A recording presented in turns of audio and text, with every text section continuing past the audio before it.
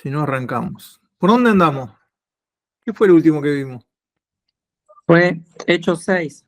Ahora empezamos con 7. El discurso de Esteban ante el Consejo. Buenísimo. Bueno, vamos a volver un poquitito en el capítulo 6, sí, bien digo, versículo 8. Y a ver qué tenemos acá en el PowerPoint. A ver si podemos...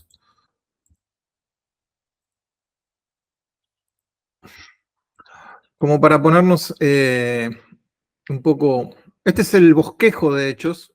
Nosotros estamos acá en el C.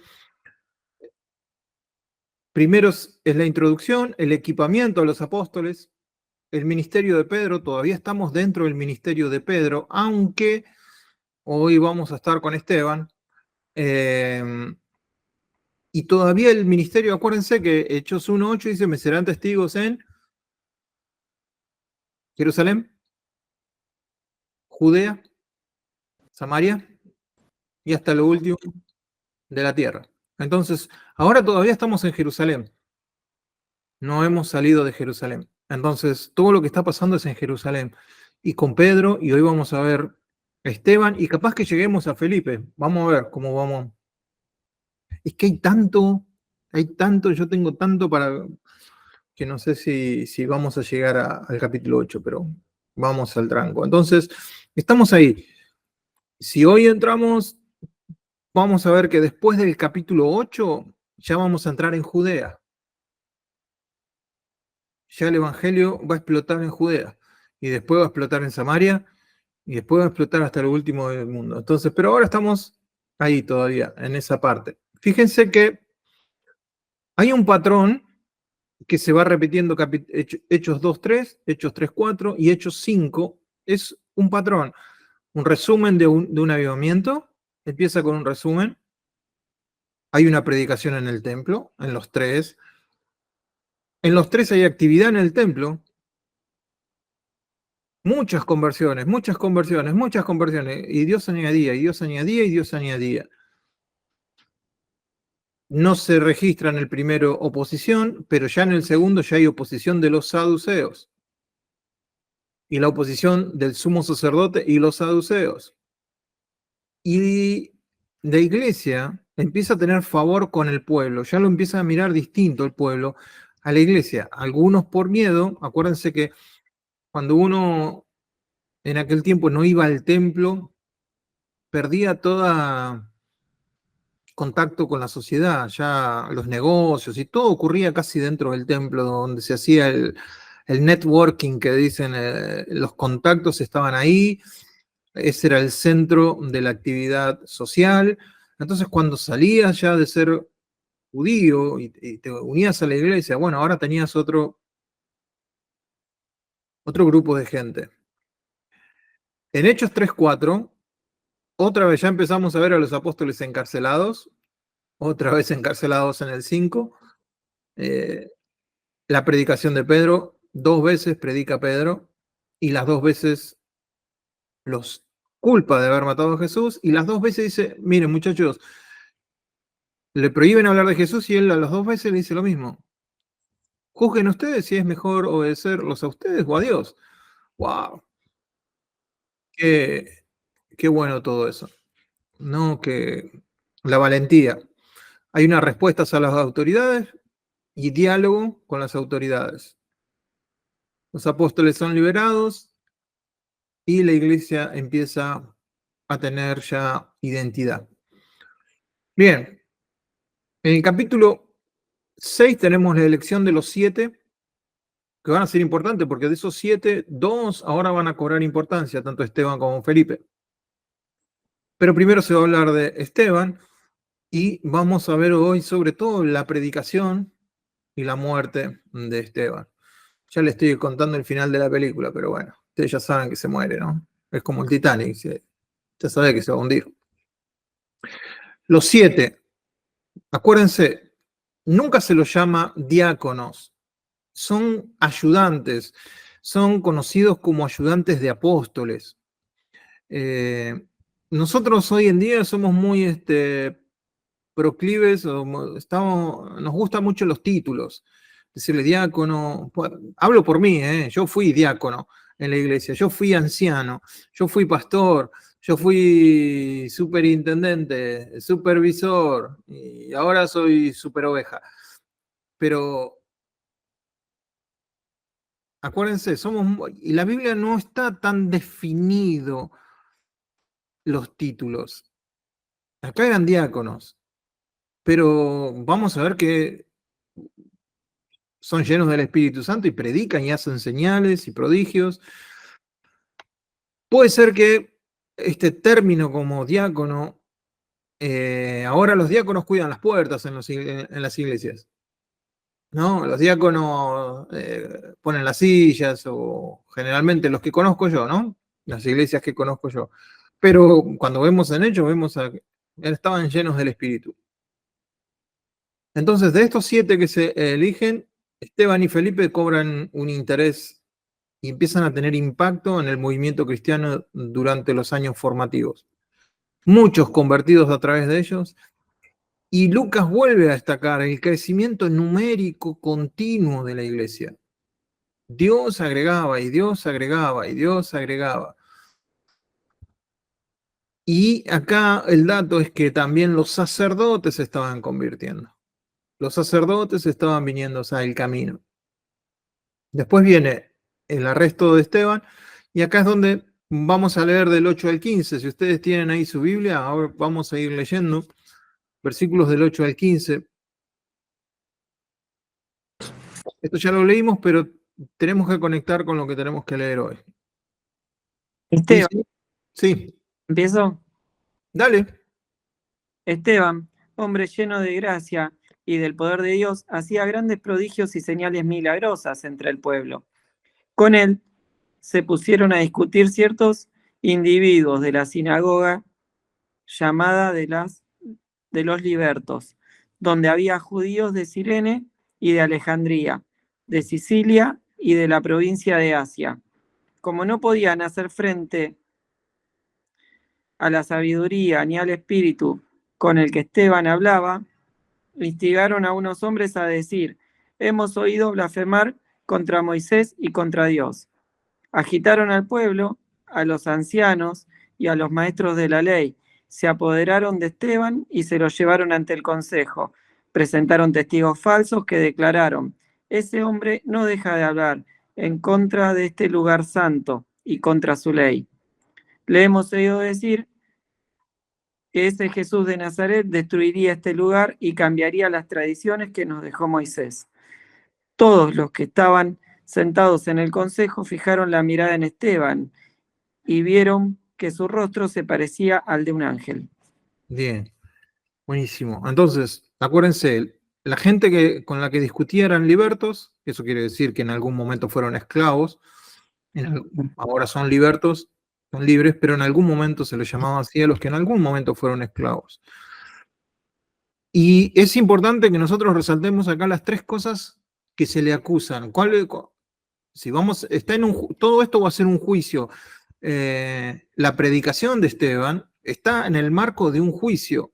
Están todos, el consejo, el concilio, está alrededor de él y lo están juzgando por 3 básicas cosas, por 3 acusaciones básicas. ¿Cuáles son? Blasfemar contra Moisés, contra Dios, Sí, y que cambiaría las tradiciones que dejó Moisés. sí. Hay una también que es importante ahí. Que no deja este lugar santo y El templo.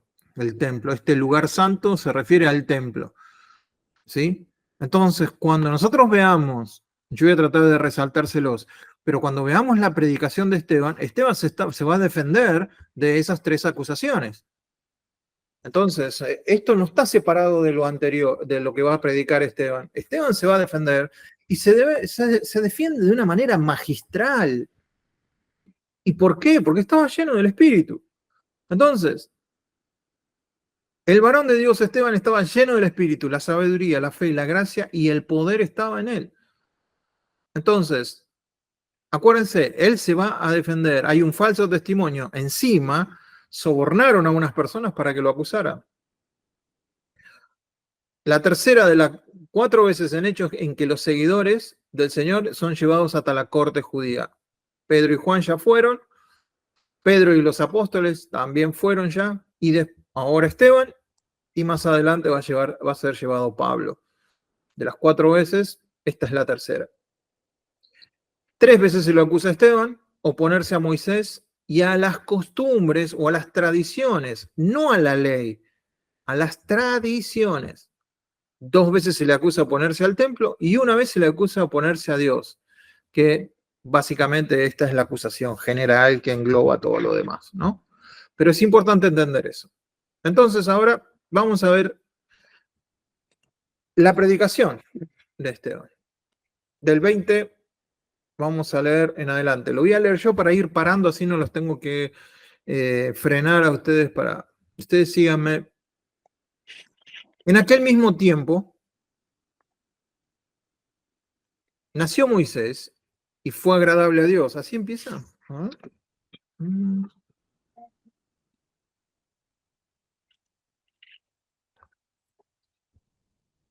Empieza, creo que el sumo sacerdote dijo entonces, ¿es esto así? ¿Es esto así? Y él empieza a hablar. Acá estoy, me salté. Gracias, ahora sí, me ubiqué. El sumo sacerdote dijo, estas acusaciones que te estamos diciendo, ¿es así? Y él empieza a hablar. Y él dijo, varones, hermanos y padres, oíd. El Dios de la gloria apareció a nuestro padre Abraham, estando ¿en dónde?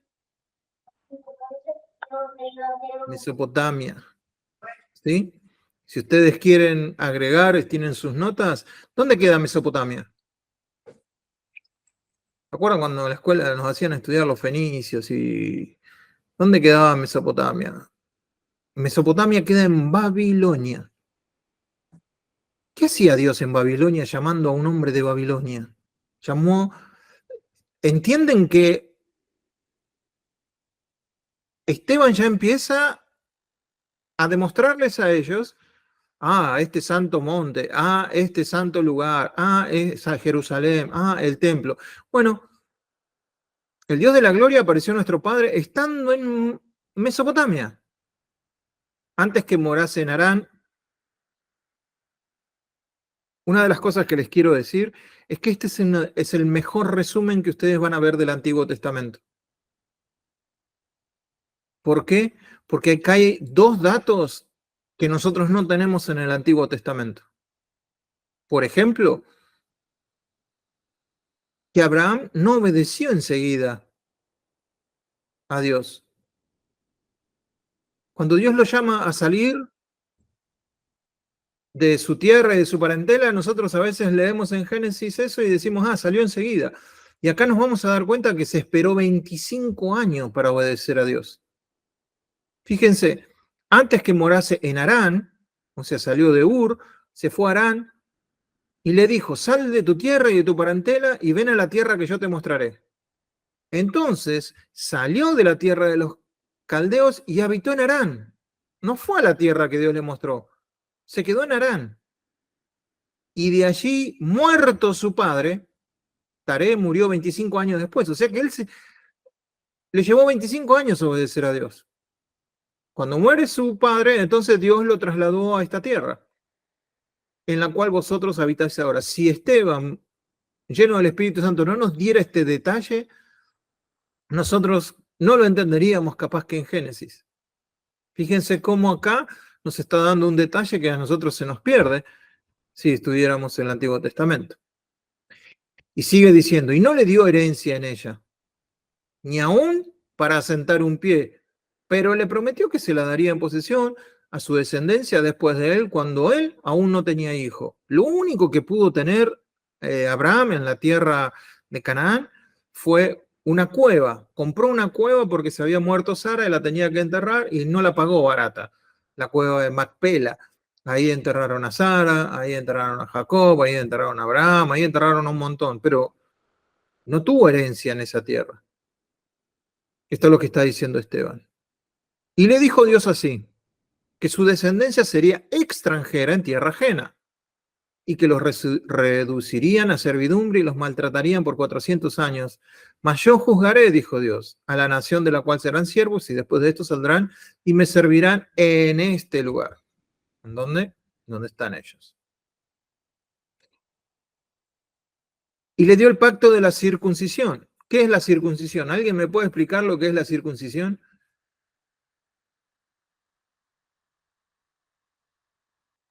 En términos, hay niños, estamos en horario de protección al menor, pero a ver, ¿Es el corte del prepucio o no? sí. ¿Y el prepucio dónde queda? ¿Atrás de la oreja? No, en el pene, bueno, el del Ah, bien, día. bien, ahí. Entonces, Dios hace un pacto con Israel para que le corten una piel que tiene el hombre en el pene. Dale, Dios, no sería más fácil la oreja, una uña, un dedo. No, ahí. Entonces, cuando hablamos de circuncisión es eso, pero ¿qué significa la circuncisión en sí? Es quitar la carne de las partes más íntimas. Por eso después Dios dice circuncidar el corazón. ¿Qué quiere decir eso? Sacar la carne del corazón. Eso, pues entonces Dios había hecho un pacto, el pacto de la circuncisión. Y así Abraham engendró a Isaac. Ustedes saben por qué todos los judíos, entonces ahora entienden por qué todos los judíos se deberían llamar Isaac. Porque nacen Isaac. Está bueno. Dígame si no está bueno. Está bueno. Nacen Isaac. Bueno, Yo que entonces estaba tan concentrada y tengo un hijo Isaac y a mi hijo no le pasó eso, bueno, porque no es judío, es gentil. No es judío, es gordencio nomás, el bebecito ese, es muy gordito. Entonces, así Abraham engendró a Isaac y le circuncidó al 8º día. Cuando ustedes estudian lo que es un poco la biología y por qué un niño es circuncidado al 8º día y no al 7º, y las cosas que tienen que ver con la higiene, con vitaminas, con un montón de cosas que pasan en el cuerpo del niño cuando es circuncidado al 8º día, uno dice, Dios está en todos los detalles. Entonces, circuncidado al 8º día, Isaac y Jacob y los 12 patriarcas. Los patriarcas, movidos por envidia, vendieron a José para Egipto, pero Dios estaba con él y le libró de todas las tribulaciones y le dio gracia y sabiduría delante del faraón, rey de Egipto, el cual puso por gobernador sobre Egipto y sobre toda su casa. Ya pasamos de Abraham a José. Vino entonces hambre sobre toda la tierra de Egipto y de Canaán y grande tribulación, y nuestros padres no hallaban alimento. Cuando oyó Jacob que había trigo en Egipto, envió a nuestros padres la primera vez. Presten atención a esto, pues esto va a ser clave en toda la predicación de la primera vez. Israel, ahora lo voy a ir repitiendo varias veces, pero esta es la idea. Israel siempre rechaza la providencia de Dios la primera vez. Entonces lo que quiere mostrar acá Esteban es que la primera vez siempre los padres rechazaron. Imagínense dónde lo va a llevar después. Claro, Jesús vino la primera vez, también lo rechazaron. Pero en la segunda Israel acepta siempre a Dios. Y entonces eso, una y otra vez. Fíjense, versículo 11, la segunda parte dice, y en la segunda vez, José se dio a conocer a sus hermanos y fue manifestado a Faraón el linaje de José. Y enviando José, hizo venir a su padre Jacob y a toda su parentela, en número de 75 personas. Acuérdense, entraron 75 a Egipto. Así descendió Jacob a Egipto, donde murió él y también nuestros padres, los cuales fueron trasladados a Siquem y puestos en un sepulcro que a precio de dinero compró Abraham a los hijos de Amor en Siquem. A todos los enterraron en ese lugar, todavía no tenían la herencia del lugar. Pero entonces, fíjense, a Abraham lo llamó de Mesopotamia, que queda en Babilonia. ¿Sí? A José lo llamó de Egipto. Ninguno estaba en Jerusalén. Ahora, versículo 17. Pero cuando se acercaba el tiempo de la promesa que Dios había jurado a Abraham, el pueblo creció y se multiplicó en Egipto. Hasta que se levantó en Egipto otro. Esa palabra, ese otro, hay dos palabras en griego para otro. ¿Es otro igual o otro diferente? En este caso es otro diferente. Héteros, como heterosexual, diferentes sexos. Entonces, hétero, acá la palabra es hétero. Se levantó otro faraón. Cuando uno estudia la historia se van a dar cuenta que acá lo que tiene que ver es que Asiria tomó Egipto. Entonces ya ese rey de Asiria no reconocía a José.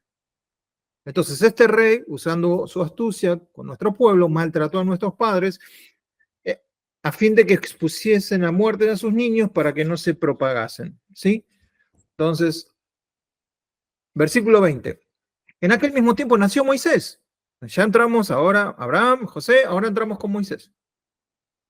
Nació Moisés y fue agradable a Dios, y fue criado 3 meses en la casa de su padre, pero siendo expuesto a la muerte, la hija del faraón le recogió y lo crió como a su propio hijo. Fue enseñado a Moisés en toda sabiduría de los egipcios. ¿Cuál fue la excusa que le puso Moisés a Dios que cuando lo llamó? ¿Alguien se acuerda? ¿Cuál era la excusa que le puso Moisés? Que no sabía hablar.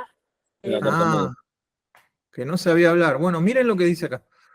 Versículo 22. Enseñaba a Moisés en toda sabiduría de los egipcios y era poderoso ¿en qué? En sabiduría. Sus palabras. Entonces, ¿qué? ¿Mintió? Acá Esteban miente. Bueno, no sé, pero acá era poderoso en sus palabras y en sus obras. Entonces, lo que tenemos que ver es que quizás cuando Abraham está frente a la zarza que ardía y le dice, no, llama a otro, yo no sé hablar. Abraham estaba en el desierto, la estaba pasando mal. Abraham no, Probablemente. Moisés. ¿Cómo? Abraham no, Moisés. Moisés, sí. Moisés la estaba pasando mal, quizás por eso él dice no sé hablar, pero después habla, le mandaron, pero después él habla solo, entonces era poderoso en palabras. A veces la Biblia vieron que nos ponen esas circunstancias que nos quedamos con que no sabía hablar, pero acá dice que era poderoso en sus palabras. Y cuando hubo cumplido la edad de 40 años, acuérdense, Moisés es 40, 40, 40. 40 años en Egipto, 40 años en el desierto y 40 años en el otro desierto con el pueblo. ¿Sí? 40 y 40, 40. Y le vino al corazón el visitar a sus hermanos, los hijos de Israel. Al ver que uno era maltratado, lo defendió, hiriendo al egipcio, vengó al oprimido. Pero él pensaba que sus hermanos, esto es clave, acuérdense, Israel siempre rechaza la primera vez. Pero él pensaba que sus hermanos comprendían que Dios le daría libertad por mano suya, mas ellos no lo habían entendido así. Y al día siguiente se presentó uno de ellos que discutían y los ponía en paz diciendo, varones, hermanos sois, ¿por qué os maltratáis unos a otros? Entonces el mismo pueblo, su misma gente, los mismos israelitas le dicen, ¿quién te ha puesto por gobernador y juez sobre nosotros? ¿Quieres tú matarme como mataste al egipcio? Y al oír Moisés esto, huyó y vivió como extranjero en la tierra de Madián, donde engendró 2 hijos. Entonces, la primera vez es rechazado. Pasado 40 años, un ángel se le aparece en el desierto del monte de Sinaí, en la llama de fuego, en la zarza, acuérdense, la zarza ardía, pero no se consumía. La zarza es símbolo de la gracia de Dios. La gracia de Dios está ahí, es un fuego que está en nosotros, pero no nos consume. ¿Sí? Entonces Moisés mirando se maravilló de la visión y acercándose para observar dijo, vino a él la voz del Señor, yo soy el Dios de tus padres, el Dios de Abraham, el Dios de Isaac, el Dios de Jacob. Y Moisés, temblando, no se atrevía a mirar. Y le dijo el Señor, quita el calzado de tus pies, porque el lugar que estás, tierra santa es. Lo mismo le dice a Josué en otra parte, ¿no? Acuérdense, los calzados eran importantes. ¿Pero qué tierra era? ¿Era Jerusalén? No, Era Madián. Esto queda en Arabia. Y Dios dice que es tierra santa. Entonces, a Abraham lo llama de Mesopotamia, a José en Egipto y a Moisés de Arabia. Ninguno está en Israel, ninguno está en Jerusalén. ¿No? Entonces, acá quiere hacer un punto. Esteban, acuérdense a quién les está hablando. Le está hablando a gente que sabe Biblia, que esto lo sabe de memoria, que esto lo entiende. Entonces, acá quiere hacer un punto. Acá es que se quiere defender Esteban con la palabra. Y dice, ciertamente he visto la aflicción de mi pueblo que está en Egipto, he oído su gemido y he descendido para librarlos, ahora ve pues y te enviaré a Egipto. A este Moisés, a quien habían rechazado diciendo quién te ha puesto por gobernante y juez, a este lo envió Dios como gobernante y libertador por mano del ángel que se le apareció en la zarza. Este lo sacó, dice. ¿Quién es este? Moisés. Varias veces va a aparecer este. Este lo sacó, habiendo hecho prodigios y señales en la tierra de Egipto y el Mar Rojo y en el desierto por 40 años. Este Moisés es el que dijo, y esto es importantísimo, este Moisés, porque a Moisés lo tenían como para nosotros San Martín, no, Moisés era como Messi, para ponerlo más moderno. Este Moisés es el que le dijo a los hijos de Israel, profeta os levantará el Señor vuestro Dios de entre vuestros hermanos, como a mí, o sea, va a ser como yo. A él oiréis. Este es aquel Moisés. Ahora, Esteban está hablando de del 38 es Jesús. Ahí podríamos poner Jesús, es aquel Moisés que estuvo en la congregación con el desierto, el ángel que le hablaba en el monte de Sinaí y con nuestros padres y que recibió palabras de vida que darnos, al cual nuestros padres no quisieron obedecer, sino que lo desecharon. Y en sus corazones se volvieron a Egipto. Cuando dijeron a Aarón, haznos dioses que vayan delante de nosotros, porque a este Moisés, que nos sacó de la tierra de Egipto, no sabemos qué le haya acontecido. Entonces, rechazan, ahora van a rechazar la ley. Entonces hicieron un becerro de oro y ofrecieron sacrificio al ídolo. Y en las obras de sus manos se regocijaron. Importante, las obras de sus manos. ¿Por qué un toro? Acuérdense, bueno, por lo que dice acá. Y Dios se apartó. Esto es otro dato que está acá y no lo tenemos en el Antiguo Testamento. Dios se apartó y los entregó a que rindiesen culto al ejército del cielo.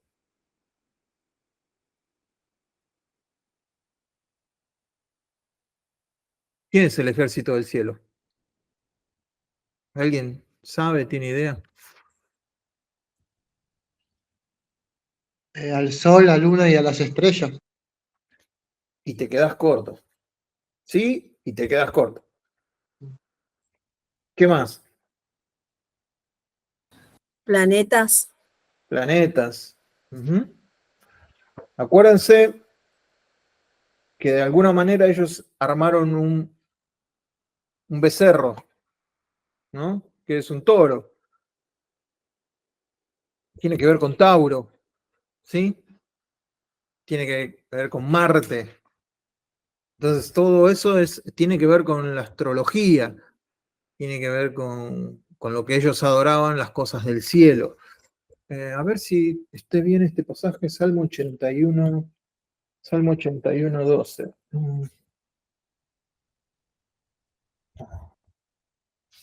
81, 12.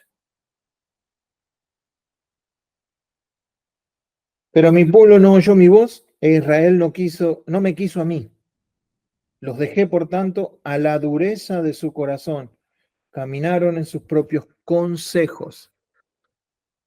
Fíjense, si alguien puede buscar Amós, capítulo 5, está Amós en la Biblia, ¿eh? Búsquenlo que no se lo robaron, está, no tiene mucha prensa, pero está. Amós 5, 25 y 26. Como está escrito en el libro de los profetas, ¿acaso me ofrecisteis víctimas y sacrificios en el desierto por 40 años, casa de Israel? Antes bien, llevasteis el tabernáculo de Moloc. ¿Saben quién era Moloc? Era una estatua, cabeza de toro, cuerpo de hombre, con las manos así para adelante, de bronce. A eso le ponían mucha leña, ese bronce se ponía rojo, incandescente, y en los brazos de este Moloc ponían los bebés. Entregaban los niños ahí. Y la estrella de vuestro dios, Renfán, ¿sí? Que está Saturno. Figuras que os hicisteis para adorarlas. Os transportaré, pues, más allá de Babilonia. Todo esto tiene su origen en Babilonia, por supuesto. Todas estas deidades. Acuérdense que nuestro calendario, fíjense, el lunes es por la luna, martes es por Martes, miércoles es por Mercurio, jueves es por Júpiter, ¿no? Viernes por Venus, sábado, el domingo no sé. El domingo no me pega ninguno. Bueno, habrá que investigarlo. Amós 5, 25 y 26. ¿Qué dice? ¿Alguien lo encontró? Yo lo tengo. A Dice, ver. ¿ofreciste sacrificios y ofrendas en el desierto en 40 años, oh casa de Israel? Antes bien llevabais el tabernáculo de vuestro Moloc y Kiwin, ídolos vuestros, las estrellas de vuestros dioses que os hiciste. Os haré pues transportar más allá de Damasco, ha dicho Jehová, cuyo nombre es Dios de los ejércitos. Gracias, Noé. Ellos todavía, o sea, como se dice siempre, ¿no? Salieron de Egipto, pero Egipto no salió de ellos. Volvieron a Egipto en sus corazones, llevaban todavía el tabernáculo de Moloc. 44, Esteban pone el contraste. Tuvieron nuestros padres el tabernáculo del testimonio en el desierto, pero también tenían el tabernáculo de Moloc. Fíjense qué contraste, ¿no? Como había ordenado Dios, cuando dijo a Moisés que le hiciera conforme al modelo que había visto, el cual recibió a su vez por nuestros padres. Lo introdujeron con Josué al tomar la posesión de la tierra de los gentiles. Otra vez, Josué les dice, vayan a la tierra, tómenla. Primera vez, no, hay gigantes. Solo 2 dijeron que no, pero de los 12 dijeron que no. La primera vez rechazan, la segunda vez entran en la tierra. Es un constante. Israel siempre la primera vez reniega de las cosas que da Dios. Dice, a los cuales arrojó de la presencia de nuestros padres, hasta los días de David. Ahí ya pasa David. David halló gracia delante de Dios y pidió proveer tabernáculo para Dios de Jacob. Mas Salomón le edificó casa. Y acá empieza con el tema del templo. Acuérdense que Esteban fue acusado de que hablaba en contra del templo. Y acaba de introducir él el tema del templo. Si bien el Altísimo no habita en templos hechos de mano, como dice el profeta. ¿Qué profeta dice eso? Isaías, A ver, busquémoslo, es importante.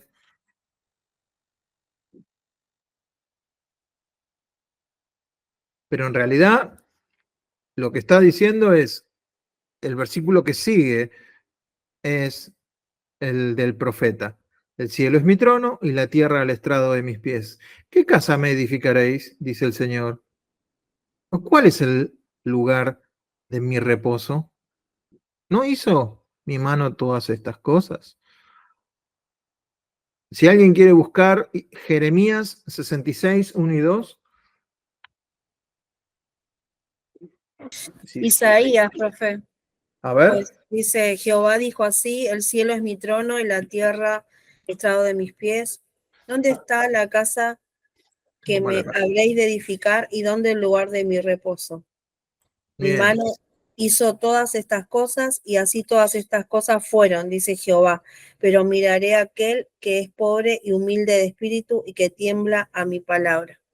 Bien, entonces tenía Jeremías yo. Isaías 66, 1, 2. Entonces, el mismo Dios está diciendo que no habita en templos. ¿Por qué lo culpan a él de hablar del templo, mal del templo? Si el mismo Dios está diciendo, ¿sí?, que no habita en templos hechos de manos.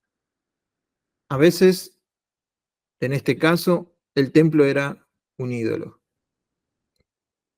El templo puede ser un ídolo cuando toma el lugar de Dios, cuando el templo es más importante que Dios. Entonces, Dios decidió morar en los corazones. Por eso Dios dice, sobre toda cosa guardada, guarda tu templo. Ah, no, no dice el templo. Se guarda tu corazón, porque de ahí fluye la vida, ¿no? Entonces, ellos están preocupados por lo que él dice del templo y que Jesús dijo que iba a destruir ese templo, pero que el templo somos nosotros. Entonces, acá viene y sale con los tapones de punta ahora. Ahora sí, le da, pero como para que tengan, guarden y ahorren. Duros de cerviz. ¿Dónde está la cerviz?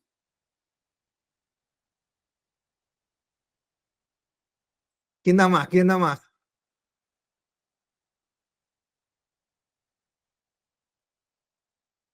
Duros de cerviz. ¿Qué se le puede poner duro a una persona?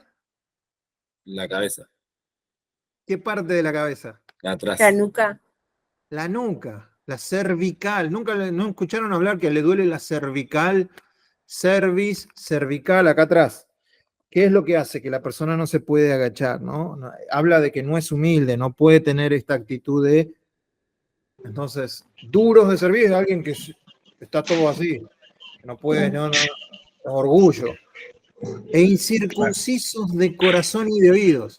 ¿Ven? Hablamos de la circuncisión y ahora les está diciendo a ellos que ellos están circuncidados, pero son incircuncisos de corazón y de oídos. Entonces, ¿qué quiere decir eso? ¿Qué significa para ustedes que alguien es incircunciso de corazón y de oídos?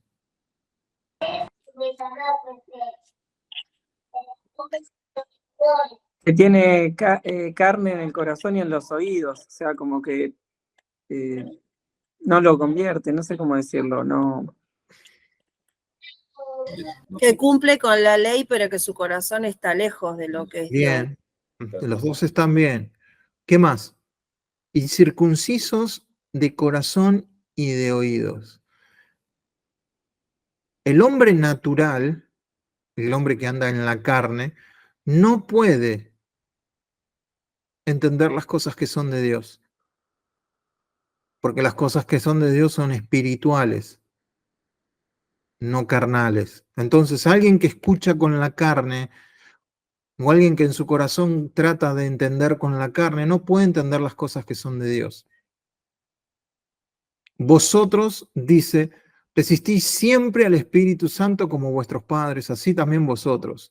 Mamita, hay que estar enfrente de este concilio que tienen la oportunidad de matarte y decirles esto, ¿no? Versículo 52. ¿Cuál de los profetas no persiguieron vuestros padres? Y mataron a los que anunciaron de antemano la venida del justo, de quien vosotros ahora habéis sido entregadores y matadores. Por poner un caso, Juan el Bautista, ¿no? Mataron. Isaías, Jeremías, mataban a todos los que anunciaban la venida de los profetas. Entonces, dice, en este caso el justo, quien es Jesús, ustedes se han convertido en entregadores y en asesinos de él. Vosotros que recibisteis la ley por disposición de ángeles y no la guardasteis. Otra vez, ¿no? Oyendo estas cosas, se enfurecieran en sus corazones y crujían los dientes contra él. Esto de crujir los dientes es un hebraísmo, es un refrán, es como decir, no sé, en temas muy vulgares decimos no estaban recalientes, estaban re enojados. Bueno, esto de crujir así los dientes es una frase, un hebraísmo, para mostrarnos que el enojo era extremo. Pero Esteban, lleno del Espíritu Santo, puesto los ojos en el cielo, vio la gloria de Dios y a Jesús que estaba a la diestra de Dios. ¿Sí? No sé cómo dicen sus Biblias. En alguna de sus Biblias, en la Reina Valera que tengo yo acá, dice Jesús estaba a la diestra de Dios. ¿Alguna de las versiones que tiene usted dice que estaba de pie? Jesús estaba de pie, porque eso sería lo correcto.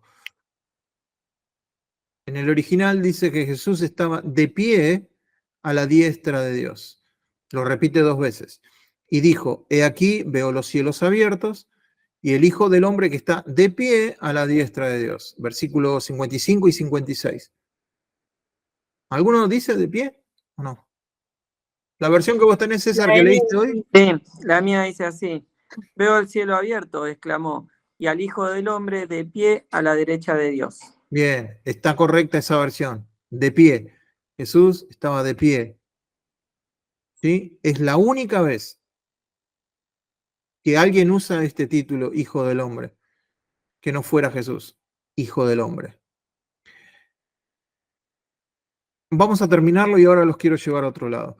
Entonces ellos, dando grandes voces, se taparon los oídos y arremetieron a una contra él, echándole fuera de la ciudad, le apedrearon. Y los testigos pusieron sus ropas a los pies de un joven, un tal Saulo, que después es el que más vamos a estudiar en la Biblia.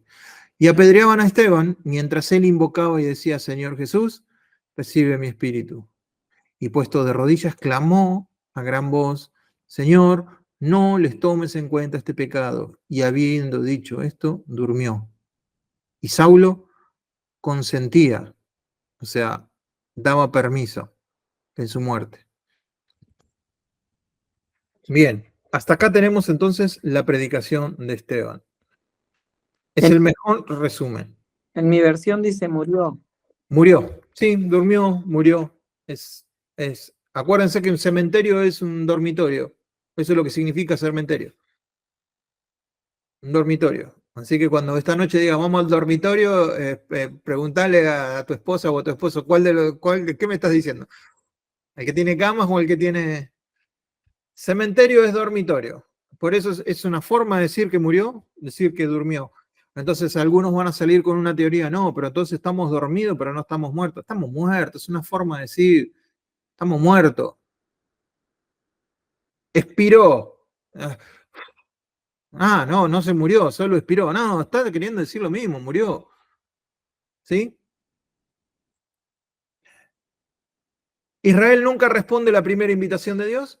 Los padres siempre maltrataron a los enviados de Dios. Es un patrón de conducta. Pasó con Abraham, pasó con José, pasó con Moisés, pasó con la ley, pasó con Josué. Conclusión del mensaje de Esteban. Jesús, el Mesías, también fue rechazado la primera vez por ustedes, pero en la segunda lo van a reconocer. Y que Dios no habita en templos hechos de manos. Entonces las acusaciones que venían sobre Esteban, Esteban las pudo refutar con la misma palabra. Con la misma palabra les refutó en la cara. Y Esteban se supone que era el acusado. Para mí que Esteban dio vuelta la mesa. Terminaron ellos siendo los acusados. Decir que vio la gloria de Dios y a Jesús que estaba de pie a la derecha de Dios acabó de enfurecer a los judíos. ¿Sí? Les quería mostrar esto, mire. Las similitudes de Lucas en la muerte de Jesús. Acuérdense que el que está escribiendo es Lucas. ¿Quién le habrá contado a Lucas esta muerte de Esteban, no? Habrá sido este muchacho que estaba ahí con la ropa de... Qué duro habrá sido para Pablo recordar esto. Fíjense, Jesús frente al Sanedrín, Esteban frente al Sanedrín.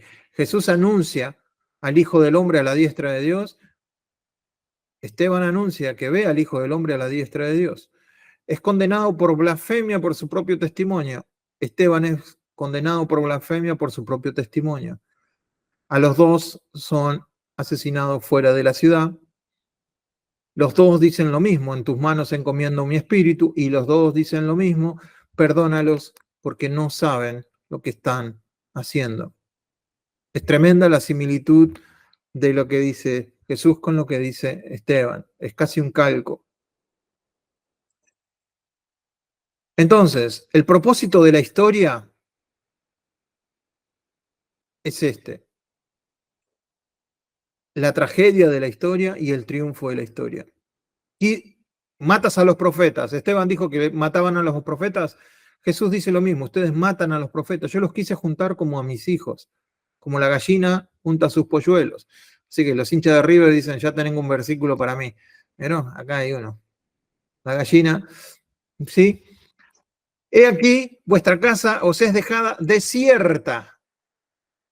La tragedia en la historia. Una casa desierta. El triunfo,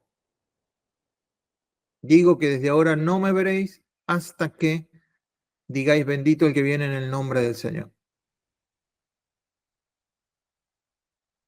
Israel, la segunda venida de Jesús, va a reconocer a Jesús. Lo van a ver y van a decir, bendito el que viene en el nombre de Jesús. En el nombre del Señor, perdón. En la primera vez lo rechazó, eso abrió la puerta a todos nosotros. La segunda venida de Jesús va a ser reconocida. Y esto es importante. Vemos esto y nos tomamos un descanso.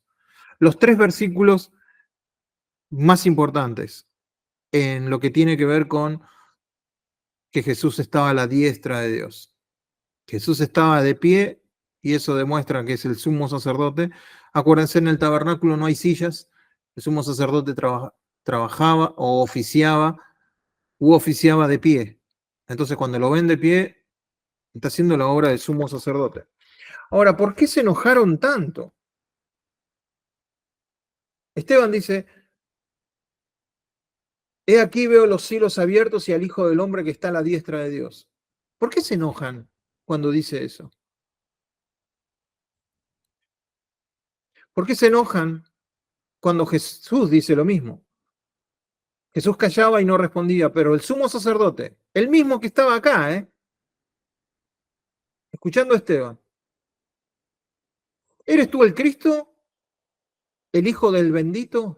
Jesús le dijo, yo soy.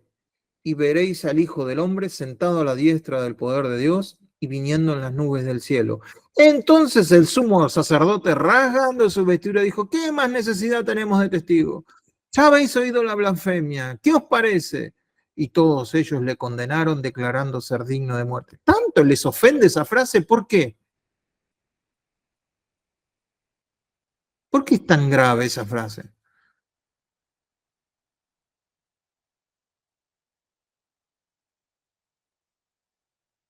Bueno, es todo eso que me están diciendo, pero yo les voy a tirar una idea. Daniel, capítulo 7, versículo 13. Estos sumos sacerdotes, estos fariseos, estos saduceos, todo el concilio sabían de Daniel 7:13.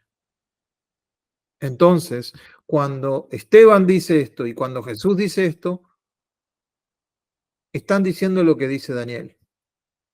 Y Daniel dice, miraba yo en la visión de la noche, y he aquí con la nube del cielo, veía uno como un hijo de hombre. Un hombre que vino hasta el anciano de días. ¿Quién es el anciano de días? El Padre. Y le hicieron acerca de él. Y fue dado dominio, gloria y reino para todos los pueblos, naciones y lenguas le servirían. Su dominio es dominio eterno que nunca pasará, y su reino uno que no será destruido. Entonces, al decir Jesús esta frase, todos los que lo están escuchando a Jesús mentalmente van a Daniel. Está citando a Daniel. Cuando Esteban dice esta frase, está citando a Daniel. Y está diciendo que Jesús es el que Daniel profetizó. Y por eso el enojo. y por eso se vuelven tan locos en cuanto a esto. Preguntas hasta acá con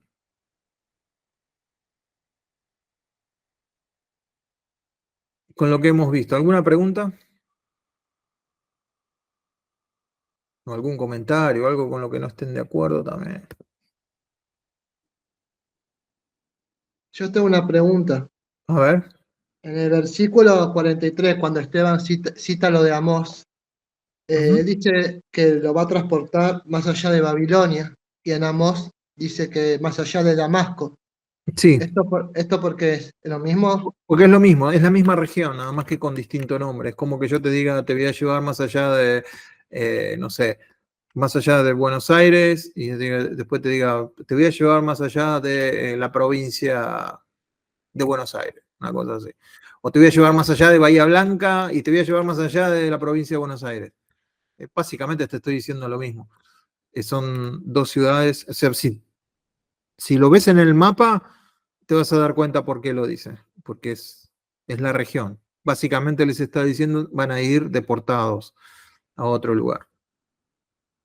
Pero buena pregunta. ¿Algo más?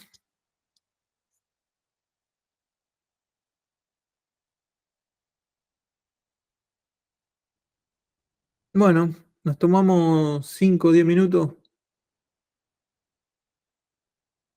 Lávense la cara, saquen la cabeza afuera, un poquito de fresco. Nos vemos en 10 minutitos.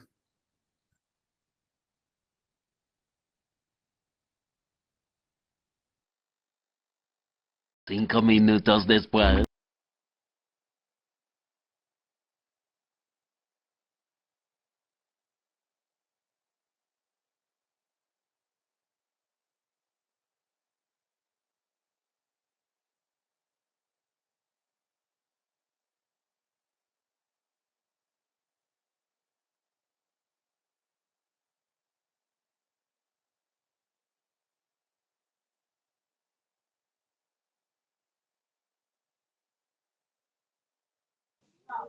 Está muteado, profe.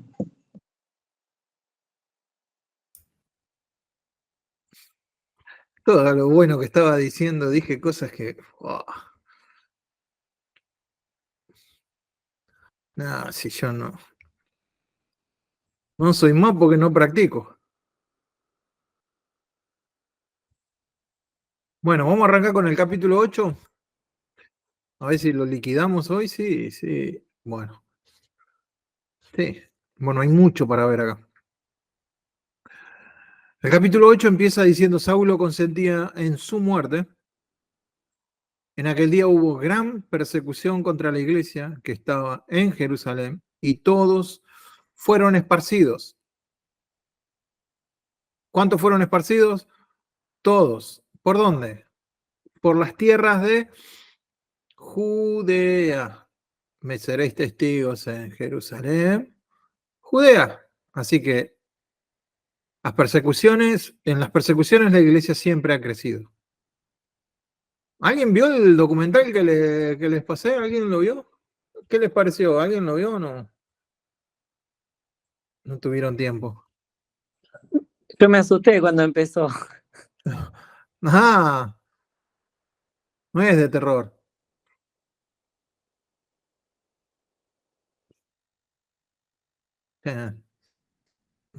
Yo cada tanto lo veo, porque ese documental me enfoca, me centra. Vieron que en la iglesia a veces uno está rodeado de cosas y a veces necesitamos que alguien nos dé un coscorrón así espiritual como para que ubicate, un ubicatex.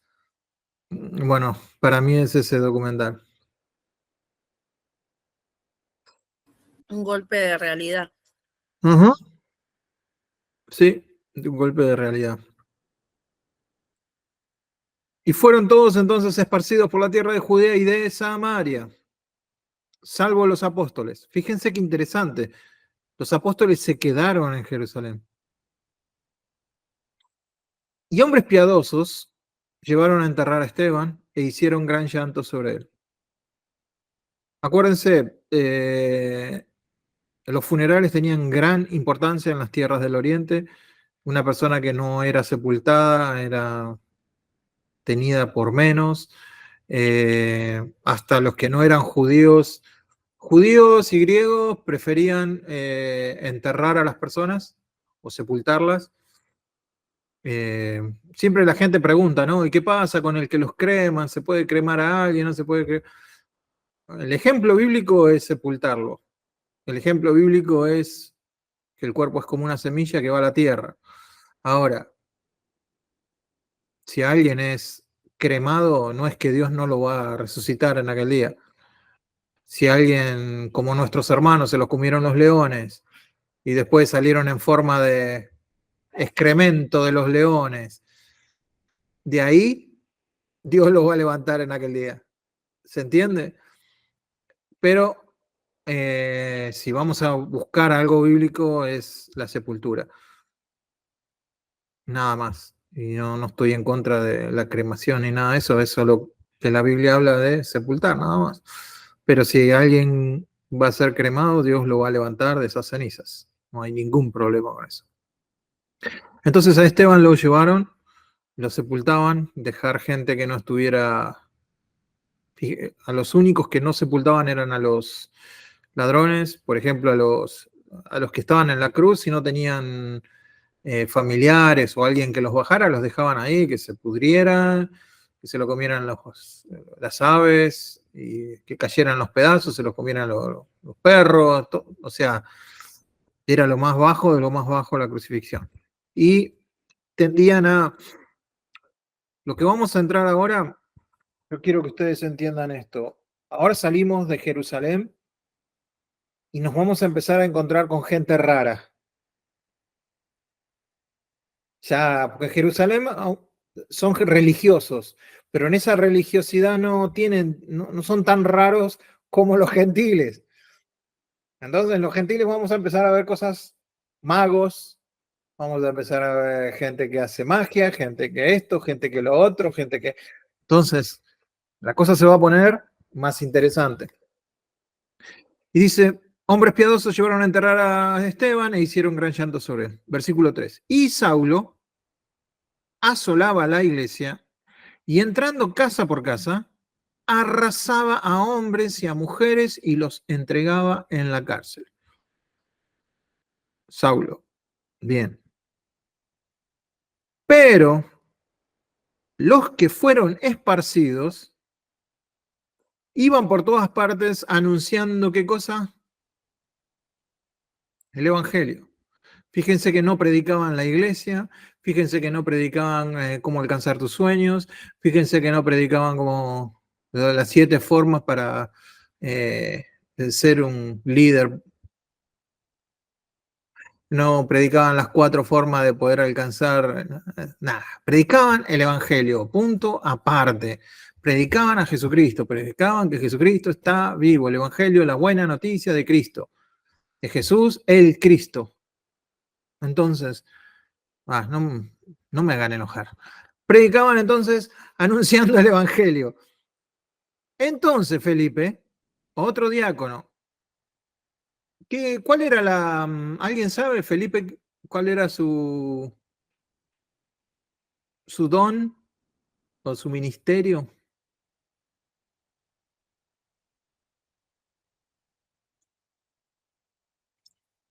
Para entenderlo tenemos que ir hasta Hechos capítulo 21, 8.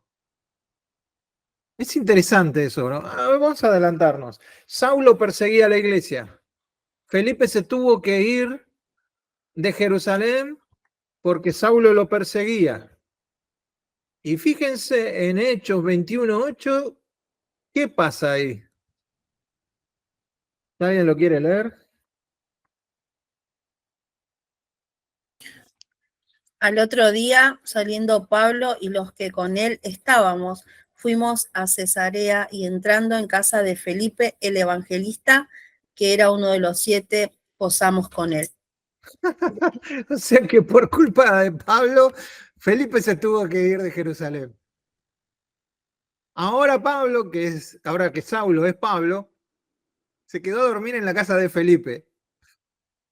Fíjense cómo han cambiado las cosas. Y ahí nos dice que Felipe era uno de los 7 y su mayor función era ser evangelista, lo cual lo vamos a ver acá. Y sí, entonces Felipe, descendiendo a la ciudad de Samaria, ¿qué problema había con Samaria? Felipe judío, Samaria. ¿Qué pasaba con Samaria? ¿Alguien me puede decir? Eran re amigos con los judíos, se llevaban bien. No había relación entre ellos. No se No había querían. mucha onda, ¿no? Como que era Argentina-Chile, Argentina-Francia, una cosa así, ¿no? ¿Pero por qué?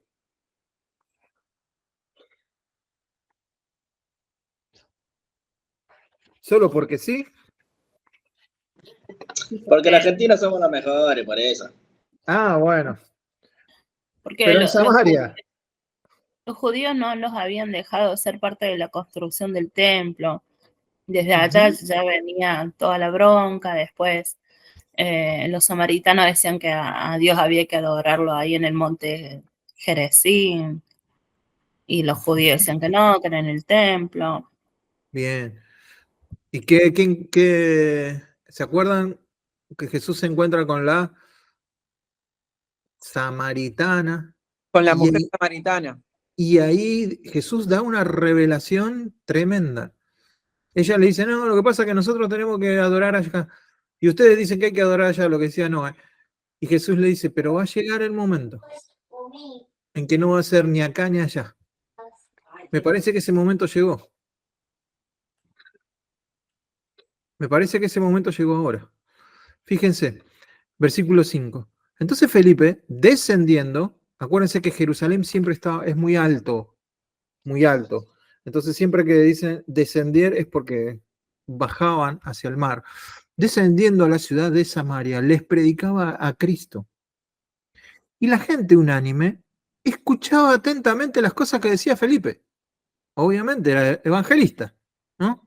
Viste, el evangelista se pone a cantar la cucaracha en la esquina de un godoy y la gente lo escucha. Yo soy maestro, me pongo a predicar, no me hace caso nadie. Pero el que es evangelista, el que tiene el don de parte de Dios, fíjense, oyendo y viendo las señales que hacía. Porque de muchos que tenían espíritus inmundos, salían estos dando grandes voces y muchos paralíticos y cojos eran sanados. Así que había gran gozo en aquella ciudad.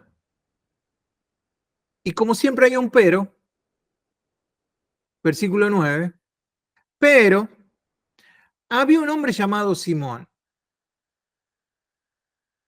que antes ejercía la magia en aquella ciudad. ¿En qué ciudad? En Samaria. Y había engañado a la gente de Samaria. O sea que esa magia era trucha, porque engañaba a la gente. ¿Sí? Haciéndose pasar por algún grande. Versículo 10. A este oían atentamente todos, desde el más pequeño hasta el más grande, diciendo, este es el gran poder de Dios. Y le estaban atentos porque con sus artes mágicas les había engañado mucho tiempo. Pero cuando oyeron a Felipe, que anunciaba el evangelio del reino de Dios y al nombre de Jesucristo, se bautizaban hombres y mujeres. También creyó Simón mismo. Y habiéndose bautizado, estaba siempre con Felipe. Y viendo las señales y grandes milagros que se hacían, estaba atónito. Cualquiera de nosotros, esta es una gran lección que podemos aprender. Alguien que cree y se bautiza y está todos los días en el templo, ¿es creyente? No necesariamente, ¿no? Es un creyente, pero puede ser que no sea un nacido de nuevo. Habla como nosotros, adora como nosotros, cree en Jesús, pero el diablo también cree en Jesús. Y tiembla. Entonces acá tenemos a alguien que creyó, se bautizó, pero por lo que vamos a ver, me parece que se dio un chapuzón. no se bautizó. Se dio un chapuzón nada más. ¿Por qué? Porque por los frutos lo vamos a conocer. ¿Qué versículo? 14, ¿no? Estamos en 14. Cuando los apóstoles que estaban en Jerusalén oyeron que Samaria había recibido la palabra de Dios, enviaron allá a Pedro y a Juan. Momento, para. ¿Cómo? ¿Podemos leer otra vez eso? ¿Qué? ¿No les suena nada raro ahí a ustedes? Las dos personas más importantes de la iglesia eran Pedro y Juan. ¿Y acá qué dice?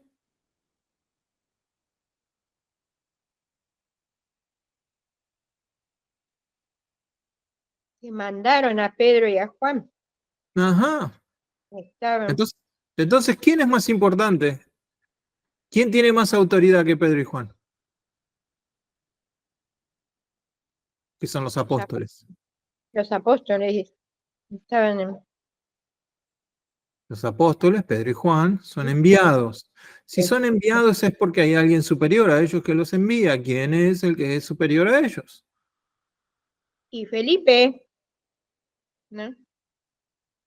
No. Cuando los apóstoles que estaban en Jerusalén oyeron que Samaria había recibido la palabra de Dios, enviaron allá a Pedro y a Juan. ¿Quién? La iglesia. El cuerpo de la iglesia es superior a los apóstoles. El cuerpo, no una persona. Por eso los que se autoproclaman hoy como apóstoles no pueden estar por encima de la iglesia. Si Pedro y Juan van enviados por la iglesia, ¿quién es mayor, el que envía o el que es enviado? El que envía. Entonces, ¿quién es mayor? La iglesia. La iglesia como cuerpo. Entonces van Pedro y Juan. Por cierto, esta es la última vez que van a ver el nombre de Juan. El nombre de Juan no va a aparecer más hasta Apocalipsis. Es un dato, ¿no? Es la última vez que aparece. Va a aparecer en Patmos y cuando escribe su evangelio y cuando escribe las cartas, pero ya no aparecen en Hechos. Los cuales, habiendo venido, oraron por ellos. ¿Por quiénes? Por los de Samaria. Para que recibiesen el Espíritu Santo, porque aún no había descendido sobre ninguno de ellos, sino que solamente habían sido bautizados en el nombre de Jesús, o sea, en agua. Entonces le imponían la mano y recibían el Espíritu Santo. ¿Cómo sabemos que recibían el Espíritu Santo? Acá viene una gran discusión. Acá no está explícito, pero entendemos que se daban cuenta que recibían el Espíritu Santo porque hablaban en otras lenguas. Algunos van a decir, bueno, no, acá no dice que hablaron en lenguas, y tienen razón. Pero ¿cómo se daban cuenta que recibieron el Espíritu Santo? Esa es la otra pregunta. Versículo 18. Cuando vio Simón estaba con los colmillos, cuando vio Simón que por la imposición de las manos de los apóstoles se daba el Espíritu Santo, les ofreció dinero. Dice, acá nos llenamos de plata, diciendo, dadme también a mí este poder, para que cualquiera que yo impusiese las manos reciba el Espíritu Santo. Hay una palabra que creo que se llama simoniar. ¿La escucharon alguna vez? Simoniar, si la googlean, a ver, creo que es simoniar o simonia, que viene de Simón. A ver.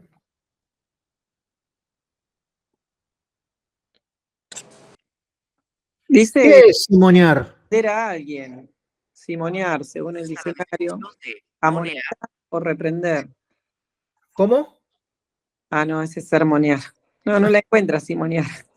A mí puede ser, me suena como no me quieras comprar, algo así. Simonía. Ah. Ahí me acordé. Simonía. Simonía, sin moneda. Simonía, ¿qué significa? De cosas espirituales, como los sacramentos. Simonía, compra o venta deliberada de cosas espirituales, como los sacramentos y sacramentales, o temporales inseparablemente anejas a las espirituales, como las prebendas y beneficios eclesiásticos. De ahí quedó esa palabra, simoniar, querer comprar, como antes que se compraba, qué sé yo, la vida eterna, o los católicos te vendían las bulas papales, todo eso, simoniar, simonía, es cuando vos querés comprar algo. Ahora, fíjense, entonces Pedro le dice, tu dinero perezca contigo, porque has pensado que el don de Dios se obtiene con dinero. No tienes tu parte ni suerte en este asunto, porque tu corazón no es recto delante de Dios. La gran 7. Que te digan así. Arrepiéntete pues de tu maldad y ruega a Dios. Sí, quizás te sea perdonado el pensamiento de tu corazón, porque en hiel de amargura y en prisión de maldad veo que estás. Respondiendo entonces Simón dijo, sí, perdóname, estoy arrepentido. No, no dijo eso, ¿no? Dijo, rueguen vosotros por mí, para que nada de esto que habéis dicho venga sobre mí. No hay un arrepentimiento visible. En Y otra versión dice, Simón le suplicó, por sí, favor, pídanle a Dios que me perdone para que exacto. no me vaya al infierno. Ajá. Pero es miedo, no es Ujú. arrepentimiento, lo que tiene es miedo.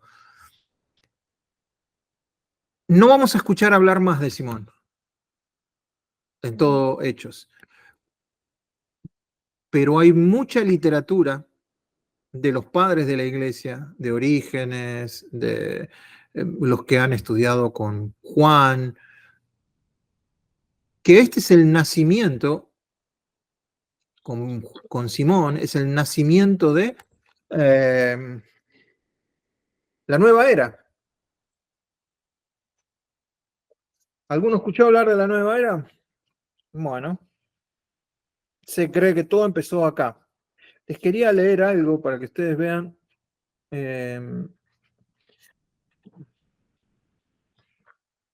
Dice, Simón el Mago, Justino Mártir, nos cuenta que Simón continuó practicando la magia y se presentaba como un dios.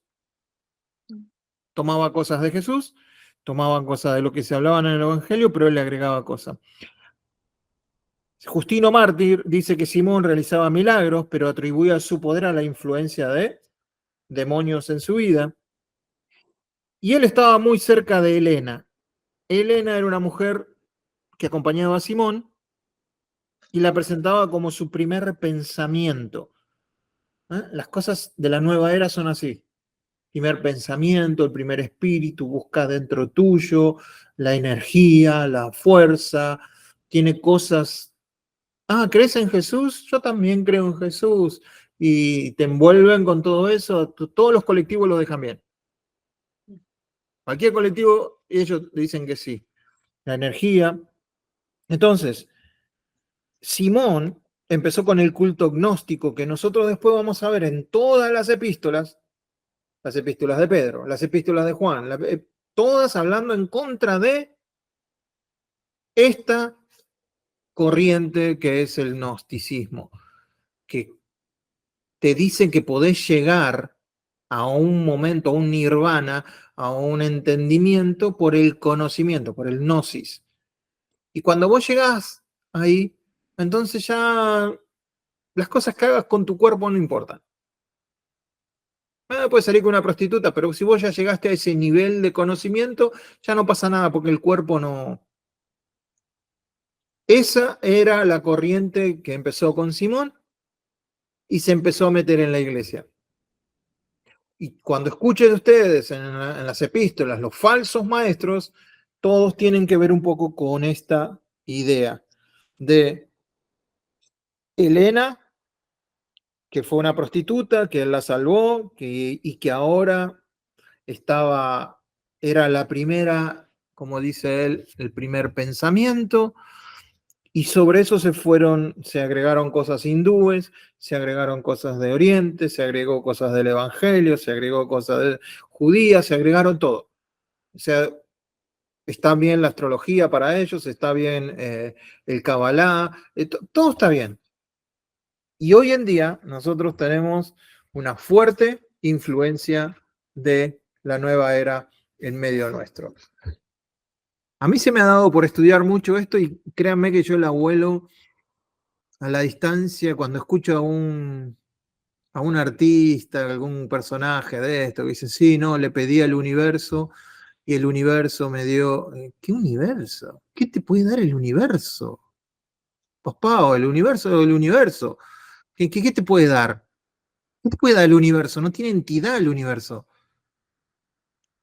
Pero suena tan, porque es como es un artista y es conocido y tiene plata y suena tan, ay no, es que ahora hago Reiki y las energías y que esto y que lo otro y que lo cuanto y que parte de mi familia está haciendo las constelaciones, ahora está de moda las constelaciones. Yo hice todo, ¿eh? ¿Qué? Yo fui de esos que hizo todo eso. Ah, bueno, ¿viste? Bueno, bienvenido al club. No hay nada. ¿Te diste cuenta que no hay nada ahí? Sí. Es lo principal. Pero lo que yo quiero decirles es que eso a veces no se enrosca porque es muy llamativo todo eso. Es muy llamativo. Es muy atrapante todo lo que te dicen, cómo te lo dicen y que vos vas a poder alcanzar más cosas y que vos vas a poder tener lo que vos quieras y que lo que podés lograr. Bueno, todo eso viene desde este pequeño lugar llamado Simón, el mago, y que quiso comprar los dones de Dios. Entonces, dentro de nuestras iglesias puede haber, acuérdense que yo les dije, nosotros salimos a evangelizar y salimos con una red, pero puede venir algún bagre dentro de la red que venga con estas ideas. Nosotros tenemos que saber que si no concuerdan, ¿cómo nos vamos a dar cuenta? A ver si les puedo compartir la página. Me parece importante ver esto. Compartir. La diferencia entre Simón el hechicero y Felipe el evangelista. Algunas diferencias. Simón el hechicero hace maravillas, pero Felipe también hace maravillas. Hasta ahí están los dos. Acuérdense, ¿se acuerdan cuando Moisés, los hechiceros de Egipto, hasta cierto punto pudieron copiar lo que estaba haciendo Dios a través de Moisés? Pero llegó un punto en que ya no podían. O sea, el enemigo está trabajando con algunas personas. El hechicero atrae multitudes, Felipe también atrae multitudes. Son escuchados, son escuchados. Simón se llamaba que era el gran poder. Felipe realizaba grandes poderes. Simón sorprende a los samaritanos con sus pretensiones y su magia. En cambio, los milagros de Felipe asombran a los samaritanos. ¿Cuál es la diferencia entre uno y otro? ¿Alguien me puede decir cómo puedo dar cuenta? Porque hasta acá es muy parecido uno a otro. ¿Cómo me puedo dar cuenta yo si estoy cayendo en un engaño? Porque acuérdense que lo que hacía Simón era engaño. O es de Dios. O que se ponía primero él como un dios. ¿Qué más?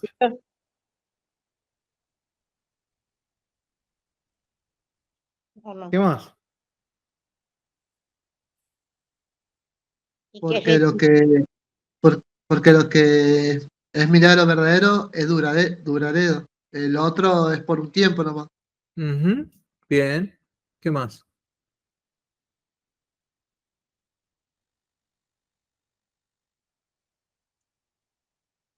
Lo principal que nosotros tenemos que mirar es a quién se le da la gloria. ¿Quién recibe la gloria? ¿La recibe el hombre o la recibe Dios? A veces el hombre va a decir, no, gloria a Dios, pero sí, vengan porque es mi ministerio. A veces te la pueden endulzar a la píldora y el veneno está igual, ahí está. Lo que nosotros tenemos que tener discernimiento de parte del Espíritu Santo y que eso que está sucediendo en realidad le está dando gloria a Dios. Y que la persona que lo está haciendo, fíjense que Felipe no les está diciendo, bueno, ahora que hice todos estos milagros, vengan a mi iglesia. No les está diciendo, bueno, ahora que todos estos milagros me tienen que mandar por, no sé, mándenme una ofrendita, No está diciendo eso, lo hace porque es Dios en él haciéndolo. No hay una segunda vuelta, no hay una segunda intención.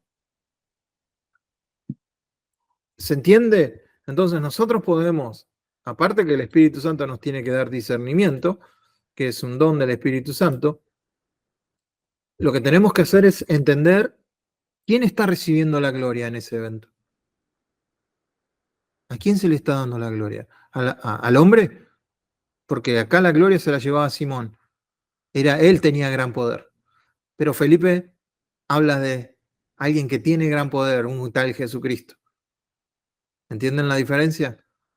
Entonces, eso es lo que nosotros tenemos que mirar constantemente. Entonces, dice, y ellos habiendo testificado y hablando la palabra de Dios, versículo 25, se volvieron a Jerusalén. ¿Quiénes son ellos? Pedro y Juan. Y en muchas poblaciones de los samaritanos anunciaron ¿qué cosa? La nueva iglesia. Que iban a tener una mega iglesia en Jerusalén y que por favor se conectaran y que vinieran y que... No. El evangelio. ¿Una doctrina? No. El evangelio. ¿Cuál es el evangelio? La buena noticia. ¿Cuál es la buena noticia? Jesús está vivo. Bien, entonces tuvimos el Pentecostés judío en capítulo 2. Acá tenemos el Pentecostés, por llamarlo de alguna manera, ¿no? Sabemos que no es Pentecostés porque no está la fiesta de Pentecostés, pero acá recibieron el bautismo del Espíritu Santo los samaritanos. Entonces, Dios dio prueba de que aceptaba a los samaritanos también, no solo a los judíos. Nos va a faltar un grupo étnico importante, que son los gentiles, y que el Espíritu Santo venga sobre los gentiles. Eso lo vamos a ver más adelante.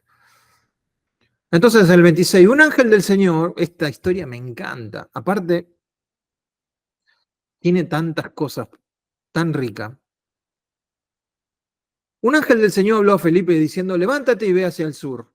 O sea, él estaba en el norte, hacia Gaza, ¿sí? Fíjate, anda hacia el sur, hacia la playa, por decirlo de alguna manera. Hacia el sur, por el camino que desciende de Jerusalén a Gaza, el cual es desierto. Entonces él se levantó y se fue. Y sucedió que un etíope, eunuco, ¿qué era un eunuco?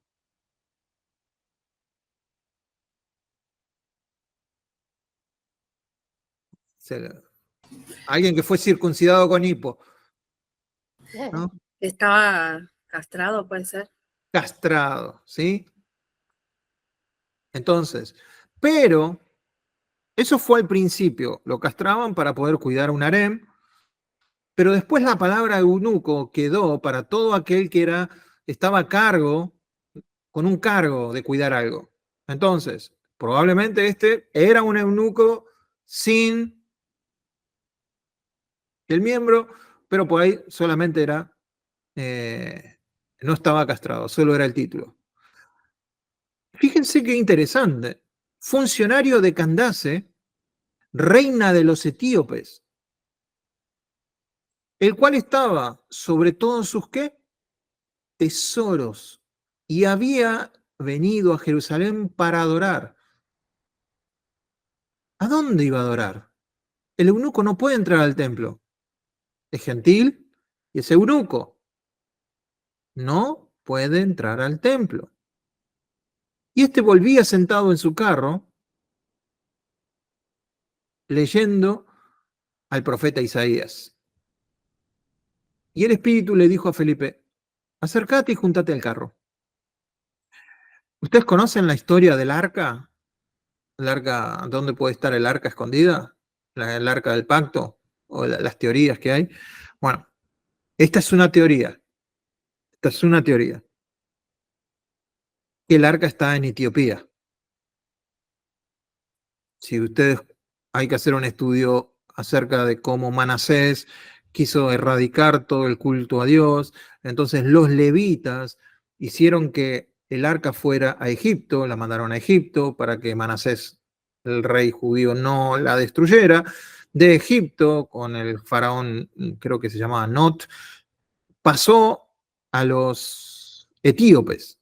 Y los etíopes se cree que tienen, porque la reina de Etiopía que visitó a Salomón, parece que no solo fue una visita bastante cariñosa y quedó embarazada.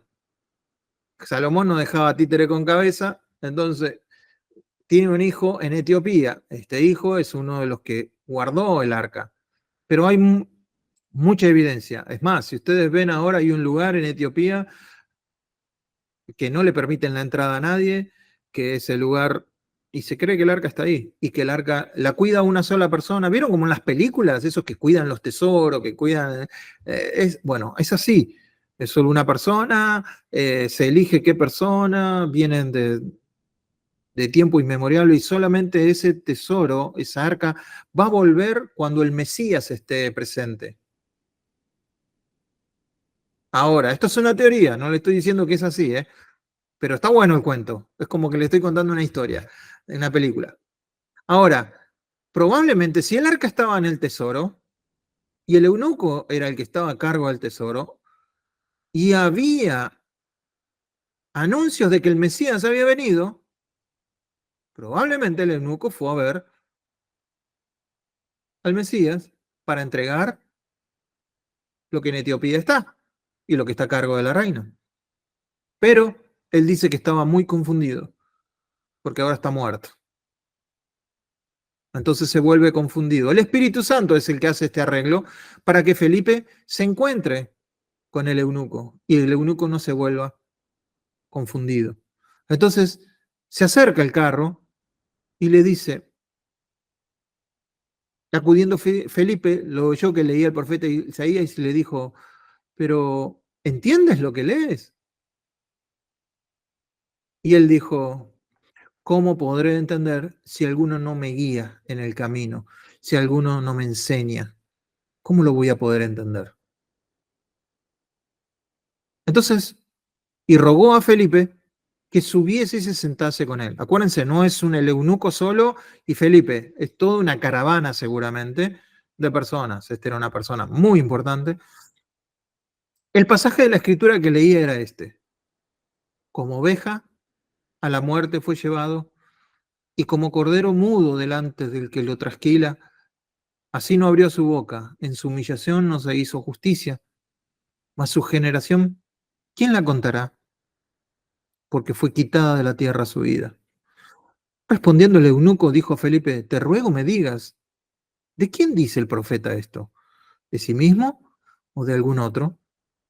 Es más, si alguna vez tienen la oportunidad en este momento de leer Isaías 52, Isaías 53, todo el contexto de este pasaje, van a encontrar cosas fantásticamente maravillosas que tienen que ver con esto, con la limpieza y con todo esto. Entonces Felipe, abriendo su boca y comenzando desde esta escritura, acuérdense, cuando alguien les pide,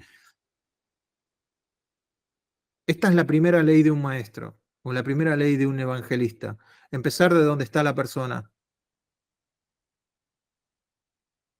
No empezar desde donde estoy yo, sino de donde está la persona. Y la persona te hace la pregunta, empezá desde ahí. No la lleves a tu léxico de iglesia, no le empieces a hablar del tabernáculo y de el Jehová, Adonai. No, la persona te hace una pregunta, desde ahí llévalo a hablar y le anunció el evangelio de Jesús.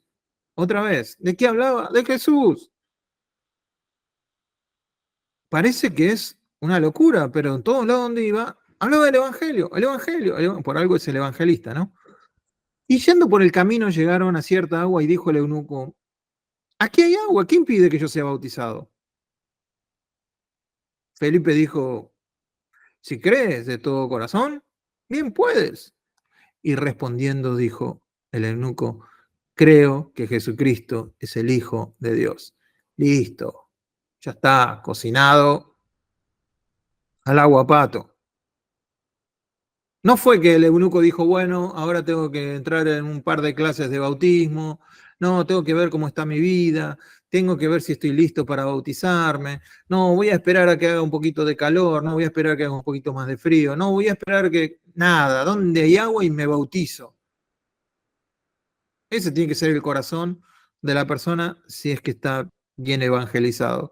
Y mandó a parar el carro, descendieron ambos al agua, Felipe y el eunuco, y le bautizó. Qué día tuvo Felipe, ¿no? Un día de eso en la vida, quiero yo. Un día de eso. Y después fue teletransportado. ¿Viste? La teletransportación dicen que no existe. Sí existe. En la Biblia existe. Cuando subieron del agua, el Espíritu del Señor arrebató a Felipe. Desapareció.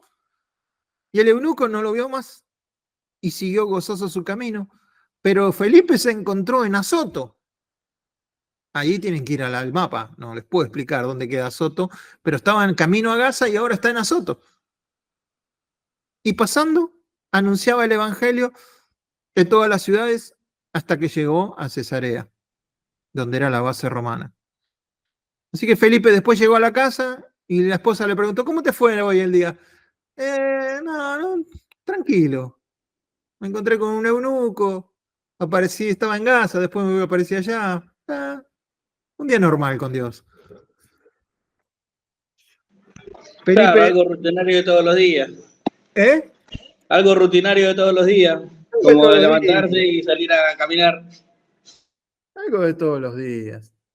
Entonces, hasta ahí llegamos con el capítulo 8. ¿Alguna pregunta?